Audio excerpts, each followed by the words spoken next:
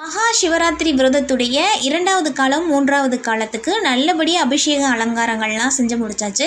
2வது காலம் நம்ம கோயிலில் 9 மணிக்கு துவங்கி இருந்தாங்க. அந்த டைம் மகா விஷ்ணு சிவபெருமானை வழிபட்ட நேரம் அப்படின்னு சொல்லப்படுது. 3வது காலம் அம்மன் வழிபட்ட நேரம் அப்படின்னு சொல்லப்படுது. எல்லா பெரும்பான்மையான கோயில்களில் இந்த டைமிங், அதாவது 3வது காலம் யாகம் வளர்ப்பாங்க. அந்த யாகத்தில் நம்ம எல்லாரும் கலந்துக்கிறது ரொம்ப விசேஷம்னு சொல்கிறாங்க. மற்ற காலங்களில் நம்மளால் கலந்துக்க முடியாத நிலைமை இருந்தாலும் இந்த 3வது காலத்தில் கண்டிப்பாக கலந்துக்கணும்.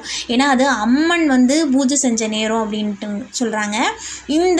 அவங்களுடைய தவ வலிமையால் நேரடியாகவே சிவபெருமான் காட்சி கொடுத்தாரு அப்படின்னு சொல்லுவாங்க. இந்த டைமிங் நம்ம செய்ய வேண்டியதெல்லாம் சிவநாமம் தான். சிவாய நம சிவாய நம சிவாய நமன்னு நம்ம சொல்லிக்கிட்டே இருக்கணும் அப்படின்னு சொல்லுவாங்க. நம்மளுடைய கோரிக்கைகள் அத்தனையுமே இந்த 3வது காலத்தில் சிவபெருமான்கிட்ட வச்சா அதை கண்டிப்பாக அவர் நிறைவேற்றுவார் அப்படின்னு